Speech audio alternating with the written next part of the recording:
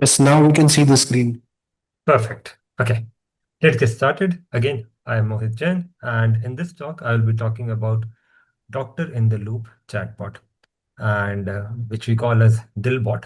So DIL is, as you all know, is a Hindi word meaning heart. So this is about healthcare, uh, and I think just before I start, like the broader goal of this DILbot framework is to bring doctors and AI together to enhance patient care. Okay. And I'll illustrate that with three ongoing deployments of DILbot in for cataract surgery called as cataract bot, for patients who are undergoing cancer treatment called as oncobot, and for community health workers in the rural part of India called as Asha bot. Okay. Again, feel free to interrupt me and ask question at any time.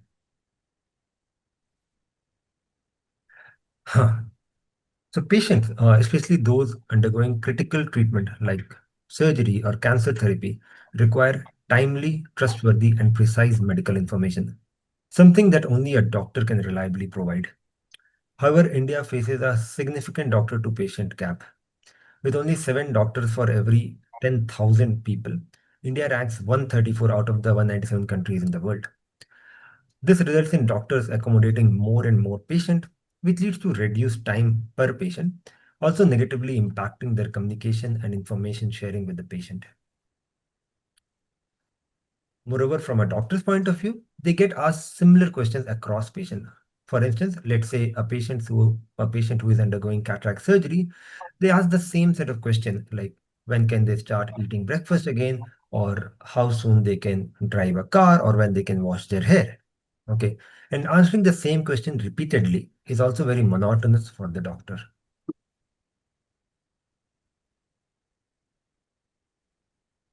However, LLMs are here, and with the emergence of large language model, there is a widespread optimism about the potential to make healthcare more accessible.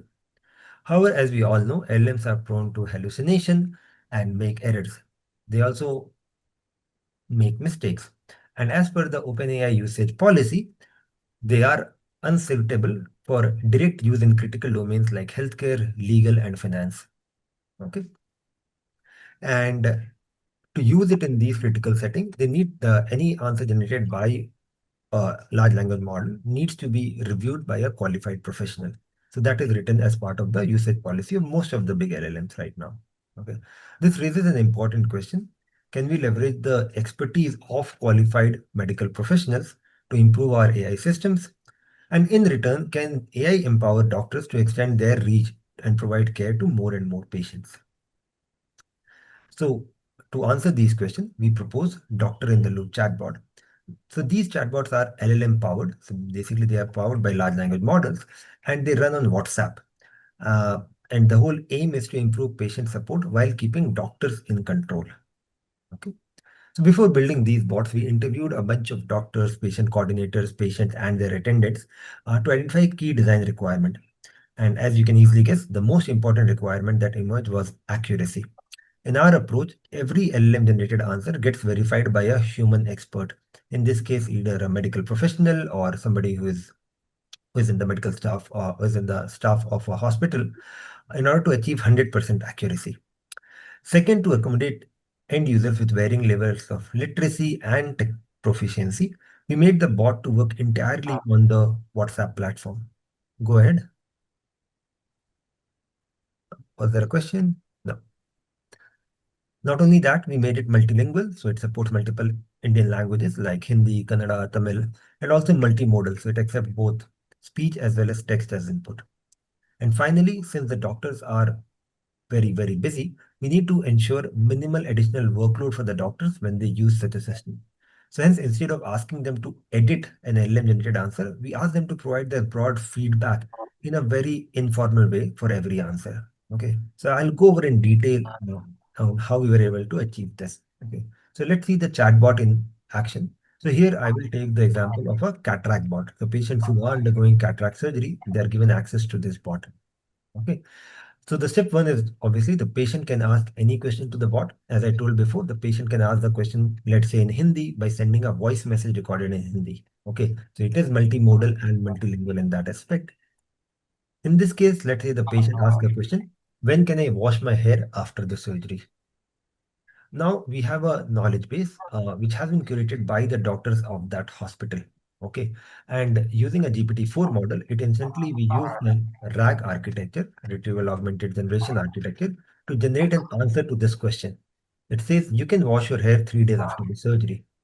However, you can see here it comes with a question mark, which means that the answer is still not has not been verified by a medical professional.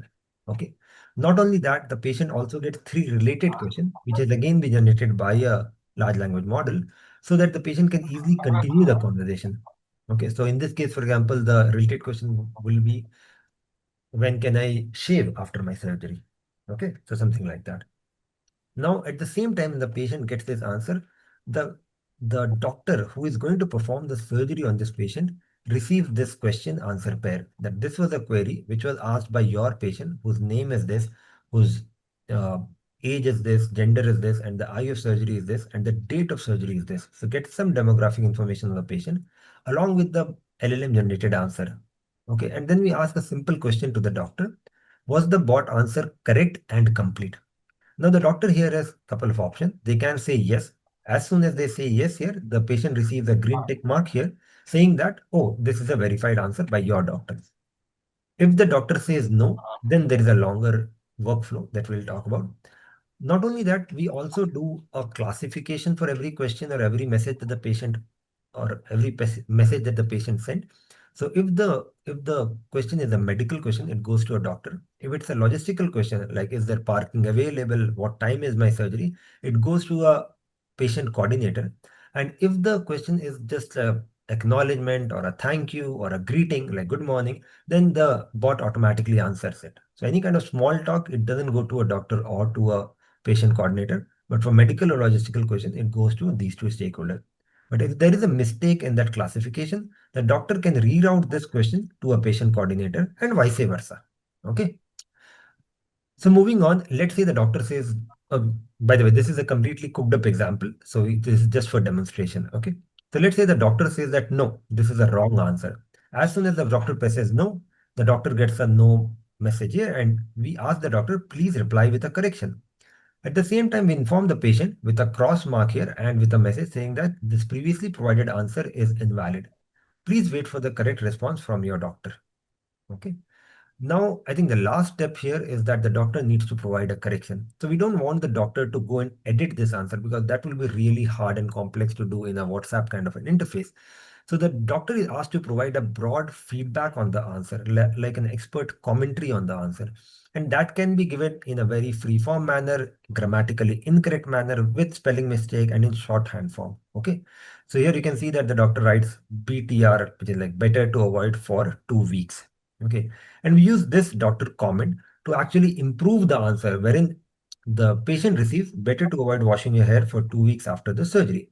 And then again, as I said before, it comes with a green tick mark along with saying this answer has been verified by your doctor. So this completes the loop. And because now we have a doctor verified answer, we add this answer to the knowledge base so that the next time somebody asks a similar question, we can give this as an answer. Okay. So let's say in future, different patient asks this question, surgery is done, when can I shampoo? And in that case, we inform them that, oh, in past, a similar question was answered by your doctor, wherein the question was this and the answer was this. Does this answer your question? And if the patient says yes, then we are done. Then the doctor is not even involved to answer this particular question. Okay. So that is the current approach that we are using. Because the system has been deployed at an eye hospital for the last almost a year now, there are a bunch of extra features that we've added. So if the doctor is not available to answer this question, or if they do not respond within 2 hours or a threshold time period of time, we escalate it to a senior doctor. And we inform this doctor that we are escalating it to Dr. Kaushik, this question answer pair. And if both of them are not available to answer the question again within a threshold period of time, we start sending them these reminder messages like, please respond to these pending queries. Okay. So, yeah. Any questions so far?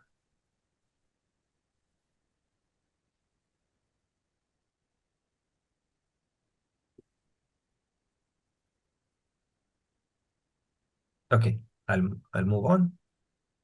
Uh, okay, so the cataract bot system has been deployed at the Sankara Eye Hospital and in the three branches. So we started all the study and all the evaluation in the Bangalore branch, But slowly we expanded it to the Hyderabad branch and Jaipur branch. So right now it supports some 6 languages: English, Hindi, Tamil, Kannada, Telugu, and even Urdu.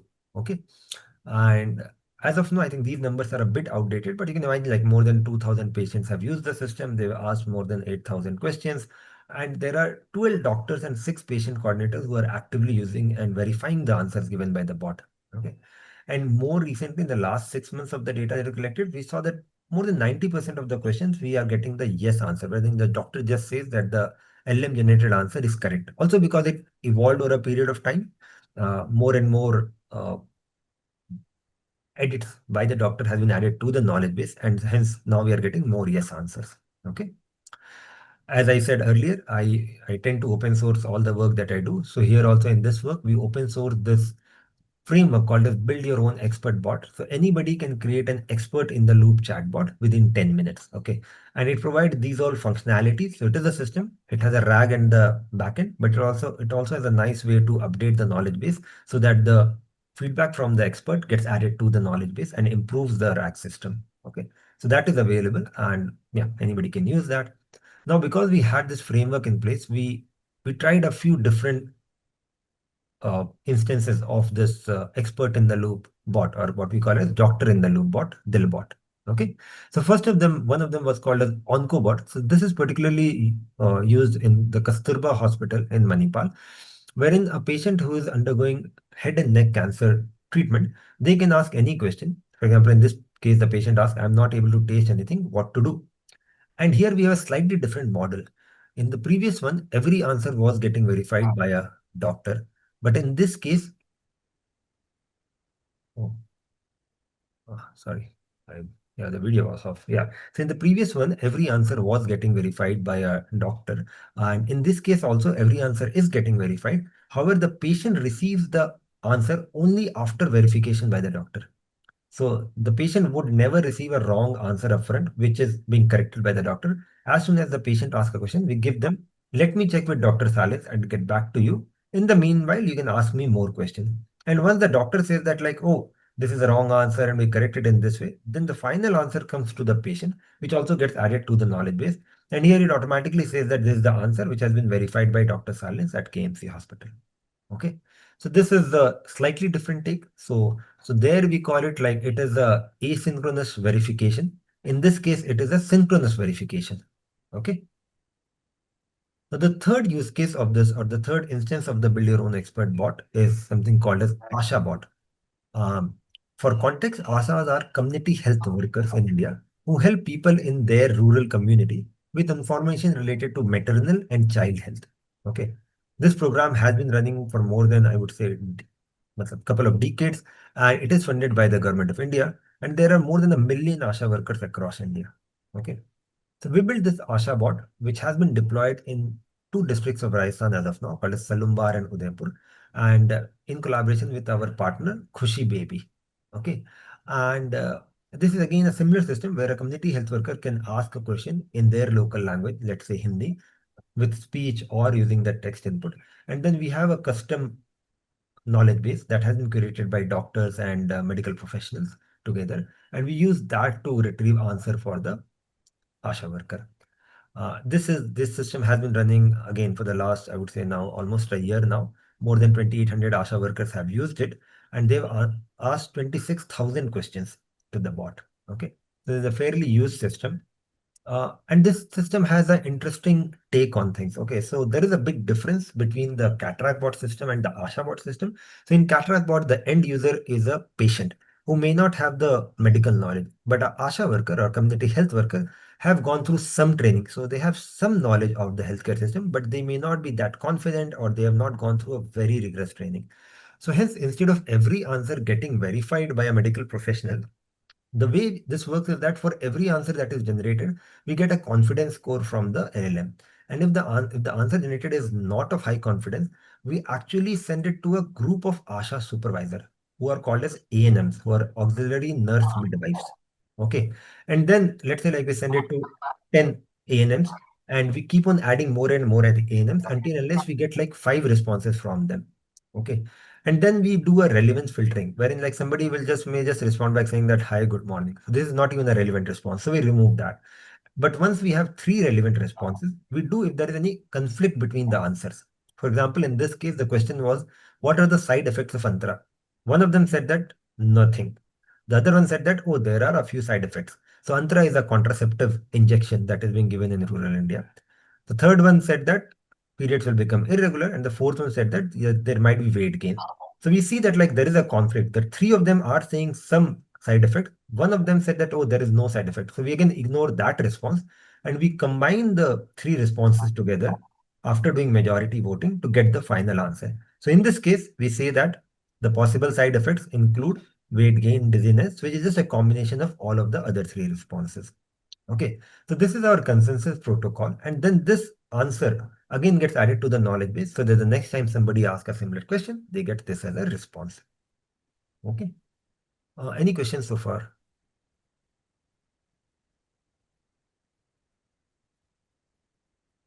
No? Okay, moving on. So I'll just talk briefly about a few challenges and findings that we have from the system, and then I'll conclude the talk. Now, the first key challenge that we faced that we experienced was in transcription and translation. Okay, so this is a funny one. So we found that in our log file, because you know that all the ashas are asking questions in Hindi, and then that's get translated into English because the knowledge base is all in English, and RAG also works only in English. Okay, so in that translation, we found that like we found this that there was a translation of why my slow mother-in-law. Okay, something like that was there.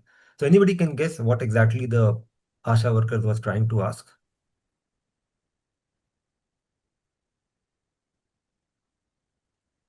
So this is a translation failure. So what would have ASHA worker asked in Hindi that resulted in this translation, slow mother-in-law?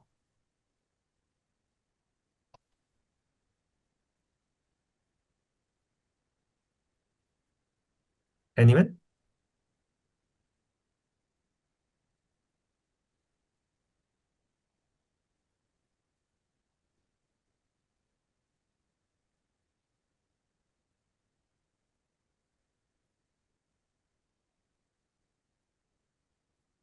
सांस फूल रही है।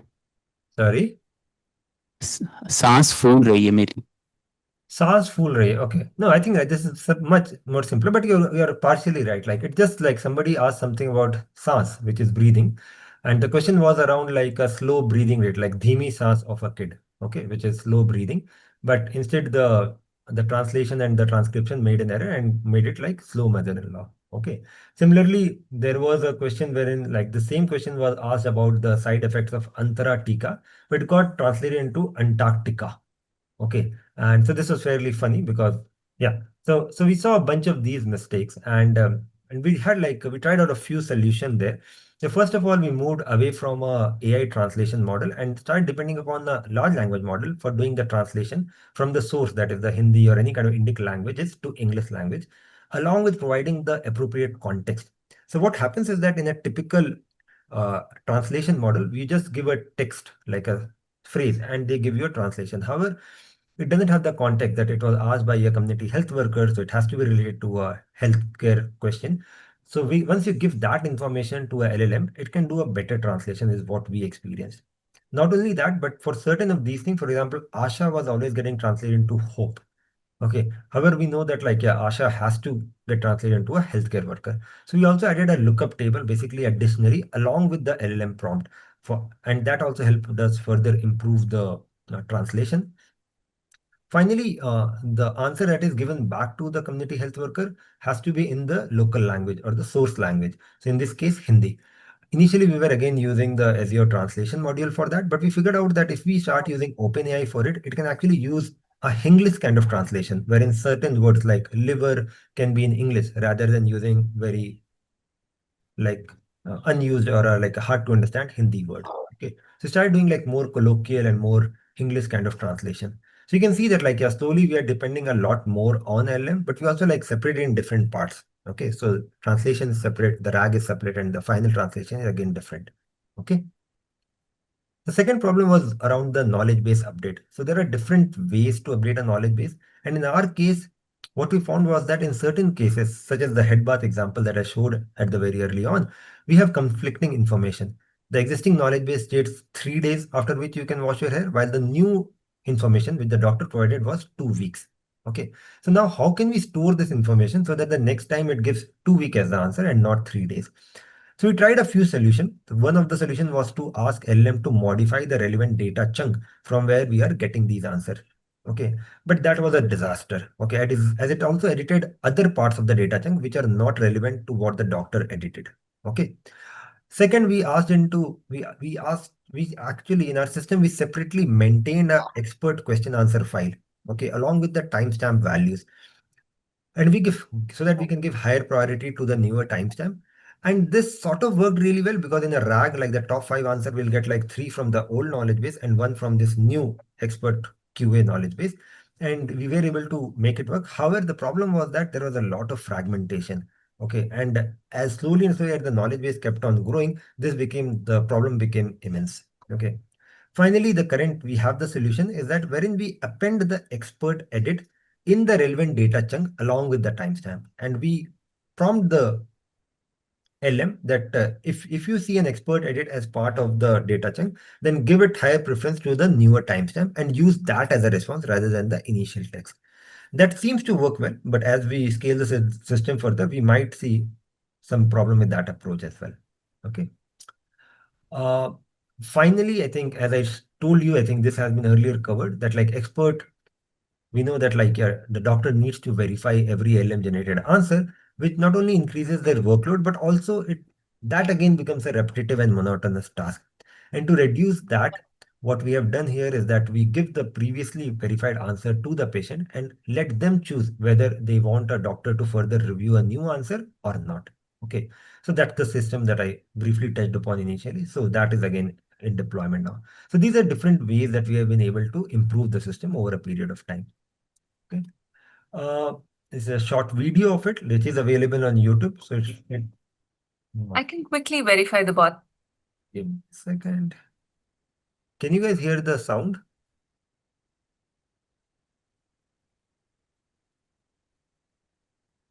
Yes, sir. It's No, audible. no, the sound from the video. Yes, yes, sir. It's I audible. can quickly verify the bot's answers. I usually do it in between my patients or during the coffee break. It takes me around 50-20 seconds to finish that. Cataract bot adds privacy to both me and the patient. It sort of encourages the patients to ask silly questions which they would hesitate to ask otherwise.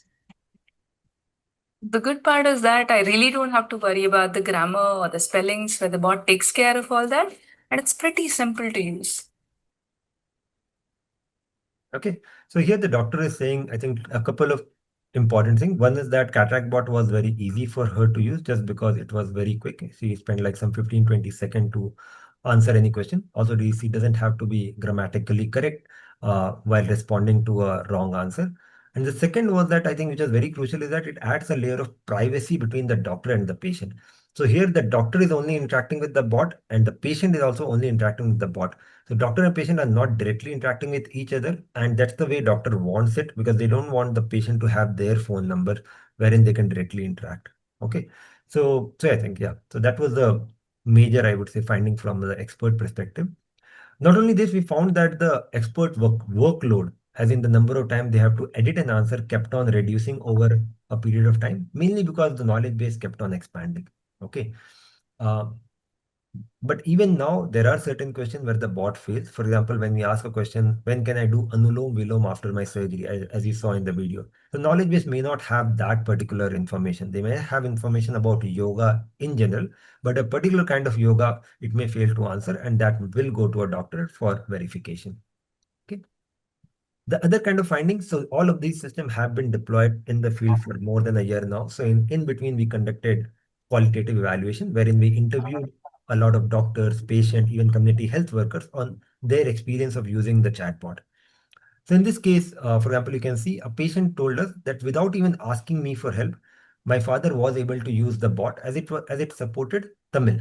I felt it was very useful. So I think the local language support was very key on making the bot accessible to people who have low tech proficiency and who are also low literate. Similarly, the doctor, even before, during the deployment, was like automatically guessed it right. He said that like less educated or local language speaking patient are the ones for whom this can do wonders. The others who are basically highly educated and who can speak English are anyways too confident that they will come and ask the doctor questions. Only the other group of people who, because of the power difference between a doctor and a patient, may hesitate and they may rely more on the chatbot. The second most interesting finding was the non-judgmental nature of the bot. So as a community health worker told us that once there was a crowd at the clinic and it was very chaotic. And in that chaos, he mistakenly gave the vaccine, which was intended for a 6-month-old baby, to a 3-month-old baby. And she was really afraid that she goofed this up. So instead of asking her ASHA supervisor, okay, who would have scolded her that how can she make such a mistake, she asked the ASHA bot. And the ASHA bot said that those vaccines are completely fine. They can be given to a 3-month-old baby as well. And hence she was relaxed. Okay. So because the bot was non-judgmental in nature, the ASHA could ask very sensitive question to the bot without any fear of judgment. Okay. Similarly, a patient told us about cataract bot that my mother has cholesterol issues and heart is going to go through a heart surgery. The doctor would make face when I ask about the food intake after the cataract surgery. But the bot again won't do that. So hence he was more comfortable asking it to a chatbot. Finally, there is a lot of thing which is about trust that we came across from the patient and the ASHA worker. So here the patient for the cataract bot said that the trust only came when I saw the green tick mark. Before that, I was also in the question mark zone. Okay, so I'll say it's a machine, but when somebody is checking it, confirming the answer, it's actually then become trustworthy. Okay, so having a doctor in the loop make the whole experience or like the usage of ASHA bot or cataract bot more trustworthy. Okay.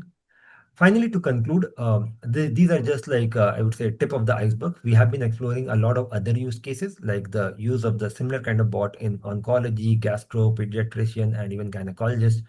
Also use it to provide insurance related answers, and even helping patients who are undergoing clinical trials. So in US, that's like a big industry where patients undergo through clinical trials, but they have a lot of questions, and many a time they drop out of clinical trials because those questions are not being answered. So such a bot can again help there. Again, one key aspect is that our approach makes LM accessible to new population, including low literate, non-tech savvy, and older demographics, as you saw. At a societal level, such systems help bridge the power gap between end users and experts. Okay, so in this case, the doctor and the patient, the power gap reduces because they're more free to ask more and more questions. Finally, beyond healthcare, like the system, the build your own expert bot or DIL bot is not limited to healthcare. It can be generalized and adopted to any field which is like critical or which has high stakes like law, agriculture, finance, health. And its applicability can extend beyond India, even in providing a more global and scalable solution. Okay. And that's it. Thank you.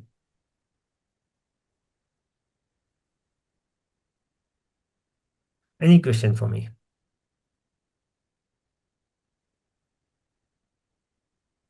Hello. Yeah, so I had questions. I'm not sure. First one was that, let's say, the patient is different and we compare between the doctor and the patient. Now, sometimes the patient, let's say, that patient has gone through some cataract surgery, and then he or she might have some other complications too. If the patient is not that well educated, doesn't know how the system works, he'll just directly ask that, hey, when should I wash my hair? And then the bot does not know about the other complications, and the doctor also on the other side does not know who the patient is or about the history. Then first was that how can a generalized answer be given in such situations, because the bot takes the doctor's word and then it adds to the database, but it does not know for what other complications the answer could be. Secondly, if the doctor wants to ask some follow-up questions, how would that work? I mean, the bot has to ask, then it has to wait for it to answer, and that would be a very long process. Good question. Yes, I'll ask the second one first. So, although there was no standard mechanism to ask a follow-up question, But what we saw in our user study was that there are at least more than 5 instances where the doctor, while making a correction, so instead of making a correction, they will just ask a question. Okay. And because it was going through that loop, like any question, any correction done by the patient, actually, sorry, by the doctor goes back to the patient. So that went back to the patient as a new question. And once they respond back, we generate a new answer because we were keeping the patient history in the backend. Okay, so the patient history is stored and that was being used. So in a way, it supported multi-turn conversation, but that was not by design. Okay, but some of the doctors figured out a way to do that. Okay. Your initial question was that some of these answers may not be generic and they may get added to the knowledge base. You're very right. So hence we do not add every edit directly to the knowledge base. Okay. So here I think I skipped that part because I wanted to be in time. Is that so any question answer pair with the correction, we actually first remove any PI information and we have a generalizability checker here, which checks whether the question answer pair is generalizable to a bigger audience or not. Okay. And then we add that to the knowledge base along with expanding the question list. So we also add like for the same answer, what all questions can be present. Okay. But we also check that if each of those questions can be answered in an apt and complete manner from that answer. So we go through this loop and put that in the knowledge base so that because the when the vector search happens, it only happens between the question and the question which is present in the knowledge base. Okay. So that the question asked by the patient and the question present in knowledge base. So expanding the knowledge, the question list also helps us. Okay. So yeah, so that takes care of it. So many of the edits which are done by the doctor does not get added to the knowledge base because they are very specific to a particular patient, and hence we end up not adding them. Okay. Yeah. Good question. Yeah. Any other question?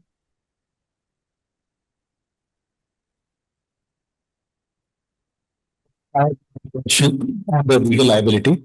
So if something goes wrong, who is legally bound? Like, is it the builder, is it the ASHA worker, is it the doctor, is it the crew? Fair enough. Yes, yes, yeah, Nipun. Yeah. In this case, the liability is with the doctor who is approving the message. Okay, so it's with him or her who is the one who is responsible to validate the message. In case of the ASHA worker, every time the liability is with the ASHA worker only, just because the ASHAs are sort of like those. So I think ASHA worker is an interesting scenario because they are not like a medical expert like a doctor, but they are being trusted to have enough medical knowledge to help the rural communities. Okay. So in this case also they get some response and then it's up to them whether they should follow the response or not. And so when we were interviewing them, we found like two of the ASHA workers in two of the instances said that they did not agree with the answer that was given by the bot. And I remember one of the questions was that should the iron tablet given to a pregnant woman, should that be taken in the morning or in the evening? And they said anytime can be given, but the bot said that like it has to be given in the morning. Although that was a correct response, but the ASHA didn't believe that because they had the notion that the timing doesn't matter. Okay, so I think because they are, uh, I I think some of the ASHAs, not all of them, have gone through training and they are more confident, so they can even reject the bot's answer. But others may over rely on those answers. So right now we are actually trying to conduct a study where we are trying to see that what is the amount of reliance ASHA worker has on these bot answer, whether there is under reliance, over reliance, appropriate reliance, and if there is over reliance or under reliance, how can we nudge them to be at the appropriate reliance level? Yeah, so that they do question the answer given by the bot, but they also believe it in most cases.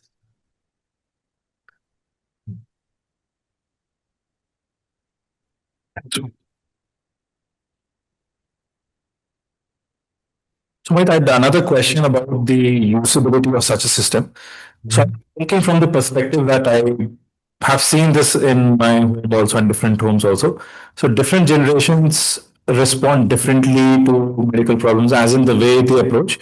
Like I have often seen sometimes the older generation might prefer to talk to someone, Mhm. if not a doctor, maybe even a chemist, and that might be more reassuring to them, as opposed to, let's say, one or two generations apart, where there is more confidence in text-based messaging or email or something as opposed to voice or one-to-one. So synchronous versus asynchronous versus talking to a person or talking to a person versus talking to someone. So have you done some studies around that and found anything interesting?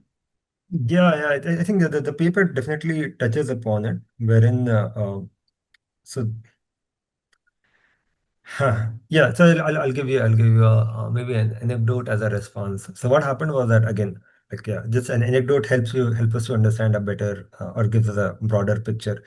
So many times the older generation may not be comfortable in asking a question to the bot, and also in this particular case because they have gone through a eye surgery, they are asked to not use smartphone or not watch TV. So they anyways had like their eyes covered, or at least one of the eyes covered.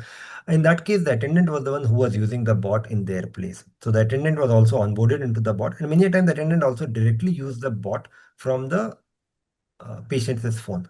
Okay, so that's one part of it. The second part was that so the bot was used in different ways. For example, there was an instance where uh, so right after the surgery, they give you these plasticky glass just to cover your eye so that you don't mistakenly you don't like touch your eye. Okay.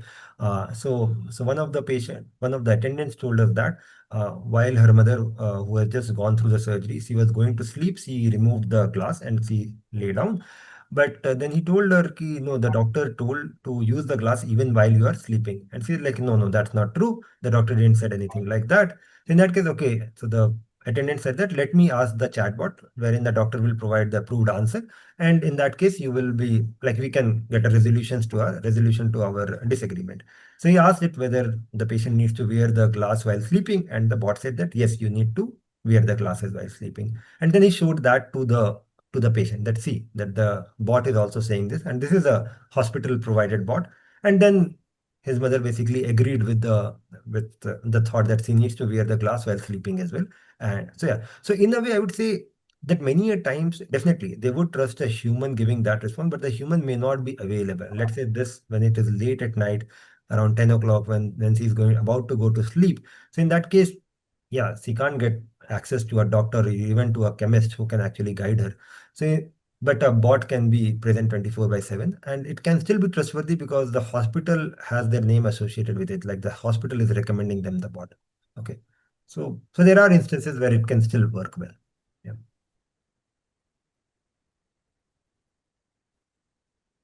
Okay. So another question follow up to this. So have you also thought about let's say an in the middle solution where there's a large network of doctors, all of them let's say available on WhatsApp or something, and then it's a routing problem. So any question is then routed to the next available doctors. I think there are some such schemes for other things, but perhaps not so well designed for a medical problem, as opposed to a doctor and a bot combo. If it was just the doctors, but let's say better managed or better routed system. That's an interesting thought process. We have not thought about it because we also were very, I think, when we started the work, we wanted to connect the patient with their doctor because that's where the most trust lies. Now, this patient has said that, like, oh, I will be operated by Dr. Anand, and they have taken appointment with Dr. Anand to do the surgery. So the answer is coming from Dr. Anand because he's going to do the surgery. He knows the most about my case and he can give a more relevant response. Uh, but that said, if Dr. Anand is not available, because there are like 3 days a week when Dr. Anand is in a surgery for let's say like 4 hours straight and he doesn't have access to the phone.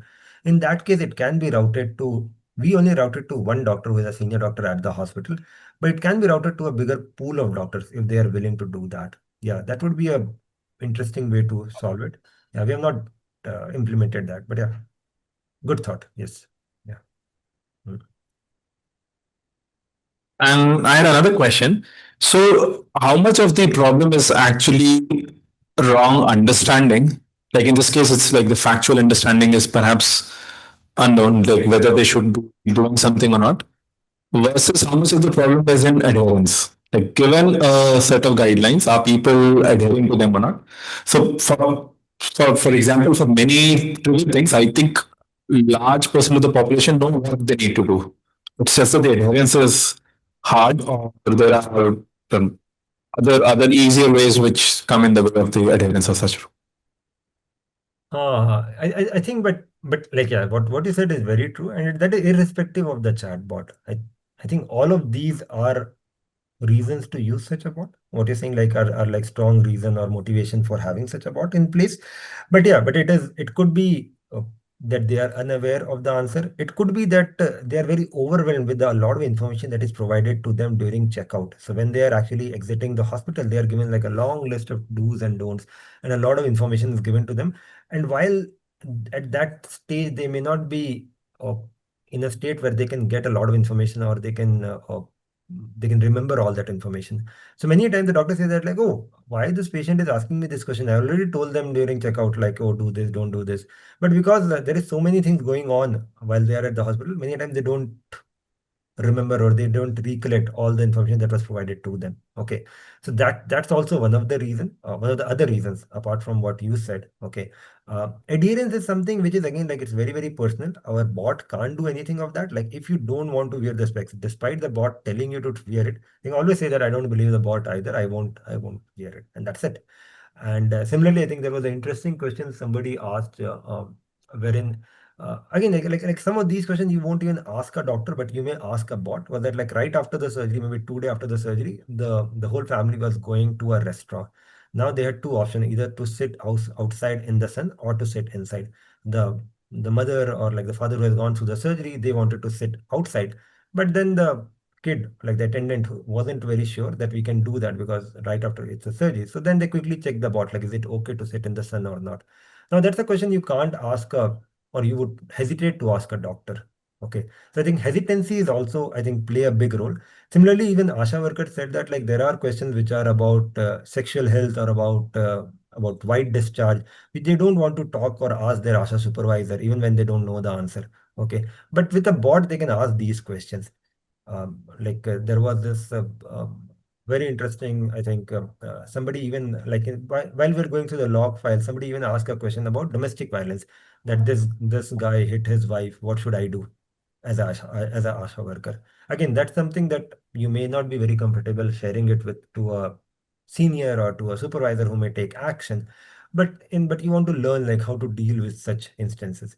So I think there is a role for it to play, and it's not something that you will do on a regular basis. Not like you'll go to that bot on a daily basis and ask a lot of questions, but there will be instances where it can actually prove to be very useful. Yeah.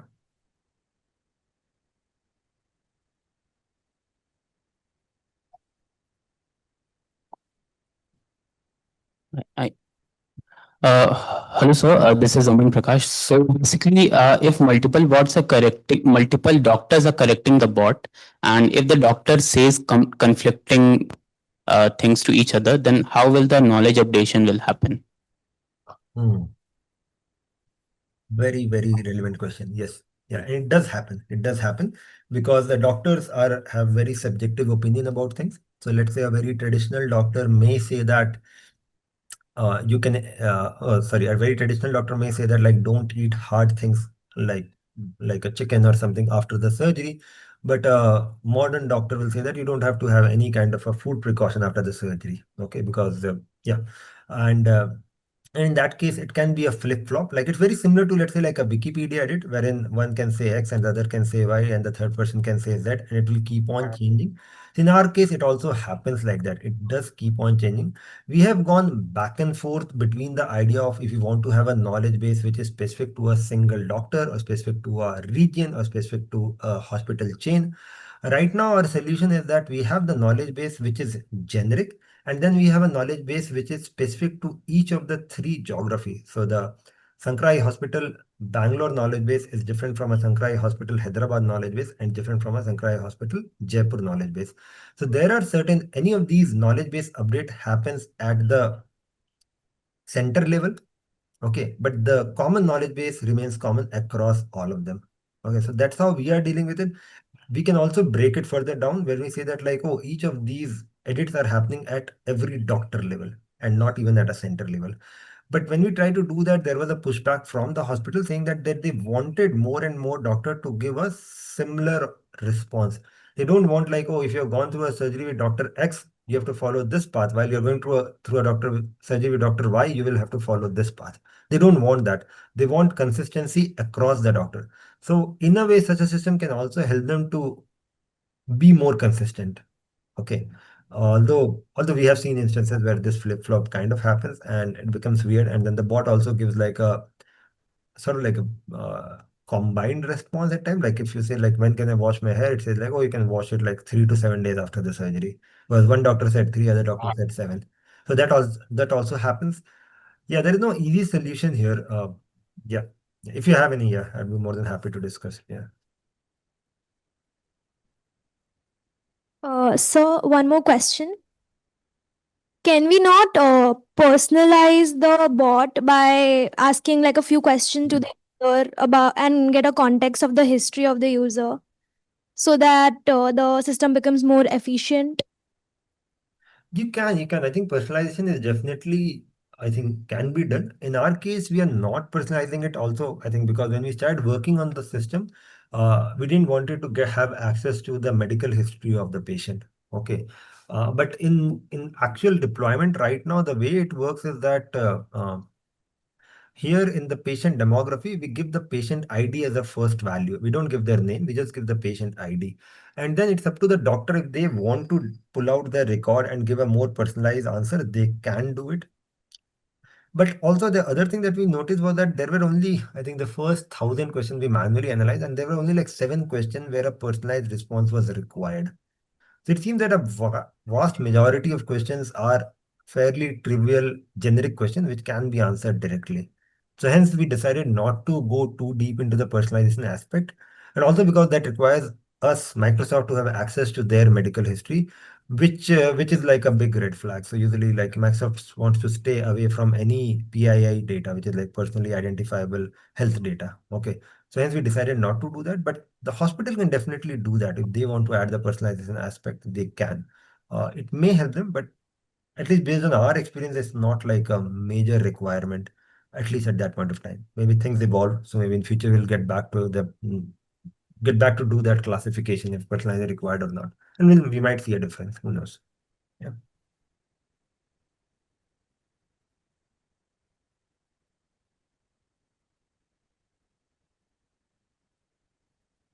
Any other question? Okay. Let's thank Mohit. This is a wonderful discussion. Hey, yes. Thank you, everyone.